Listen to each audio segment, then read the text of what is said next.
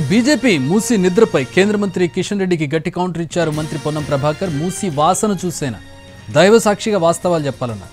తెలంగాణ బిడ్డో కాదో డిఎన్ఏ పరీక్ష చేయించుకో అంటూ ఫైర్ అయ్యారు.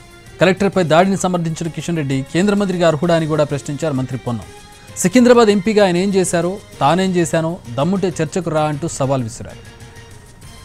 కేసీఆర్ గారి సూచన మేరకు తెలంగాణ రాష్ట్ర బీజేపీ అధ్యక్షుడిగా నియమింపబడ్డటువంటి కిషన్ రెడ్డి గారు ఆనాడు ఒక బలహీన వర్గాల అధ్యక్షుడు బండి సంజయ్ని తొలగించి కిషన్ రెడ్డి గారిని కేసీఆర్ గారి సూచన మేరకే బీజేపీ అధ్యక్షుడు నియమించారు. ఈ రోజు కూడా మరి కేసీఆర్ గారి సూచన మేరకు కిషన్ రెడ్డి గారు మూసి నిద్రకు వెళ్తా ఉంటున్నారు. ముందు మీ బీజేపీ మొద్దు నిద్రను వదలండి. తెలంగాణ ప్రయోజనాలకు సంబంధించి కేంద్ర బడ్జెట్లో రూపాయి ఇయ్యకపోతే చలనం లేదు. వరదల వల్ల తీవ్ర నష్టం జరిగిందని అధికారులకు, మంత్రులకు క్షేత్రస్థాయి సందర్శన ద్వారా అన్ని రకాల నివేదికలు ఇస్తే మొద్దు నిద్ర వదిలేది లేదు, ఒక్క రూపాయి తెచ్చేది లేదు. హైదరాబాద్ పార్లమెంటు సభ్యుడిగా, గతంలో కేంద్ర మంత్రిగా టూరిజం శాఖకుండి ఒక్క రూపాయి తీసుకొచ్చి ఇచ్చే శక్తి మొద్దు నిద్ర వదిలేది లేదు. ఇవాళ నిద్ర కూతురట. Right, welcome.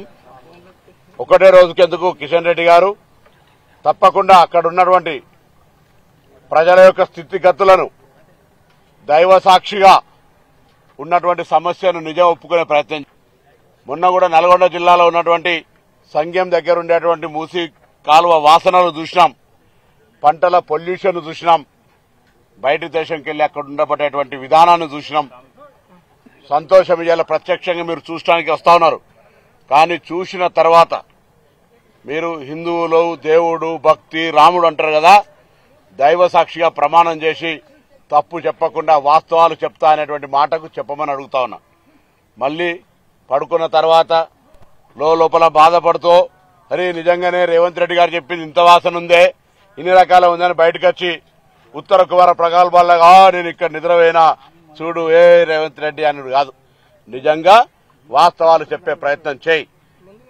మూసి పునరుజ్జీవానికి కేంద్రం నుంచి ఏదైనా సహకారం అందించే ఈ ముద్దు నిద్ర జ్ఞానోదయం కలగాలని, తెలంగాణ ప్రయోజనాలకు బడ్జెట్లో రాని నిధులు కేటాయించే విధంగా జ్ఞానోదయం కలగాలని, ఈ నిద్ర ద్వారా తెలంగాణకు వరదలు వస్తే నష్టపరిహారం 10,000 కోట్ల ప్రతిపాదనలు పంపితే బిచ్చగాళ్లలాగా 400 కోట్ల